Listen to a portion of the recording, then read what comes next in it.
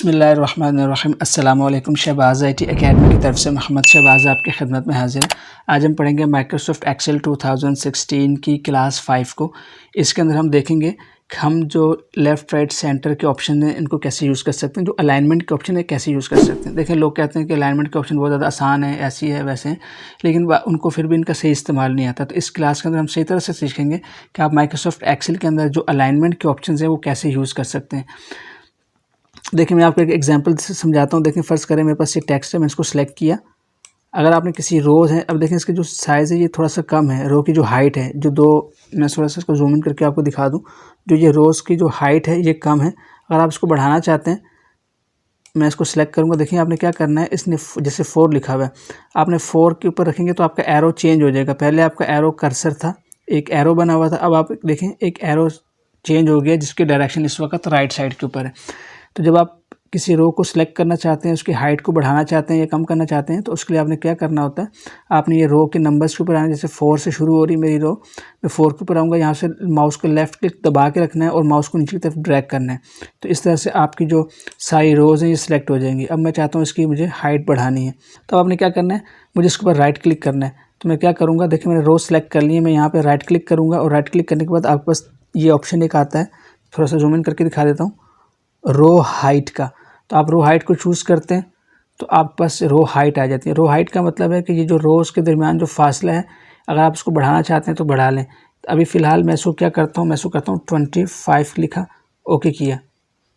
मैं इसको zoom out करता हूँ तो अब देखें जो रोज़ की हाइट है वो बढ़ चुकी हैं।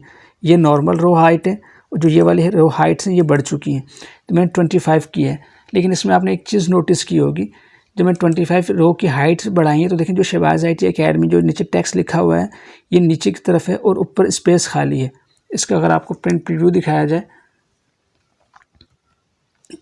थोड़ा सा और जूम करते हैं, तो ये देखें शहबाज़ IT एकेडमी आ रहा है और ये टेक्स्ट नीचे की तरफ लगा हुआ है। तो ये देखने में बहुत बुरा लगता है कि आपके पास कॉलम के ऊपर जगह खाली है लेकिन आपका जो टेक्स्ट है वो नीचे की तरफ आ रहा है। तो इसको आप सेट कैसे कर सकते हैं, इसके लिए आप यूज़ करते हैं ये अलाइनमेंट के ऑप्शंस को। कैसे, फ़र्ज़ करें मैं चाहता हूँ कि मेरा जो टेक्स्ट है ये ऊपर और नीचे से भी सेल के सेंटर में होना चाहिए। एक तो हम करते हैं दाएं बाएं सेंटर, जैसे फ़र्ज़ करें जो हेडिंग्स हैं ये मेरे सेंटर में करनी है, तो मैं यहाँ पे इन ऑप्शंस को यूज़ करूँगा। ये वाले जो अलाइनमेंट के, देखिए अलाइनमेंट का पूरा पैनल बना हुआ है, ग्रुप बना हुआ है। तो यहाँ पर मेरे पास ऑप्शन है अलाइनमेंट के, इसको कहते हैं आप पैराग्राफ अलाइनमेंट्स, जो ये वाली होती हैं। तो मैं इसको देखें, अभी ये राइट साइड के ऊपर है, सॉरी लेफ़्ट साइड के ऊपर है, तो मैं इसको अगर सेंटर करना चाहता हूँ तो सेंटर के ऊपर क्लिक करूँगा तो देखिए मेरी हेडिंग जो है ये सेंटर हो गई। इसी तरह अगर राइट पे करना है तो मैं राइट के ऊपर क्लिक करूँगा तो मेरी हेडिंग्स जो है ये राइट पे हो गई। लेकिन अब इसमें जो मसला आ रहा है वो मसला क्या आ रहा है कि लेफ़्ट राइट और सेंटर से तो सेंटर में हो रही है लेकिन ऊपर और नीचे सेंटर नहीं हो रही। तो इसके लिए हम क्या करेंगे, देखें मैंने इसको सेंटर किया, अब मैं चाहता हूँ ये टॉप और बॉटम से भी तो सेंटर में हो, तो इसके लिए हम ऊपर वाली अलाइनमेंट्स के ऑप्शंस को यूज़ करेंगे। देखें ये वाली, इसको कहते हैं वर्टिकल अलाइनमेंट्स। ये आपकी हॉरिजॉन्टल अलाइनमेंट्स होती हैं यानी दाएं बाएं, और ये आपकी वर्टिकल अलाइनमेंट्स होती हैं यानी अप एंड डाउन। अब देखें, अब ये क्या किसके ऊपर सेलेक्ट है, अगर आप मैं इसको क्लिक करता हूँ तो देखिए ये वाला ऑप्शन प्रेस हुआ हुआ है, हाईलाइट हुआ हुआ है। इसका मतलब है कि मेरा जो भी ऑप्शन है ये बॉटम की तरफ सेलेक्ट हुआ हुआ है, बॉटम अलाइन है।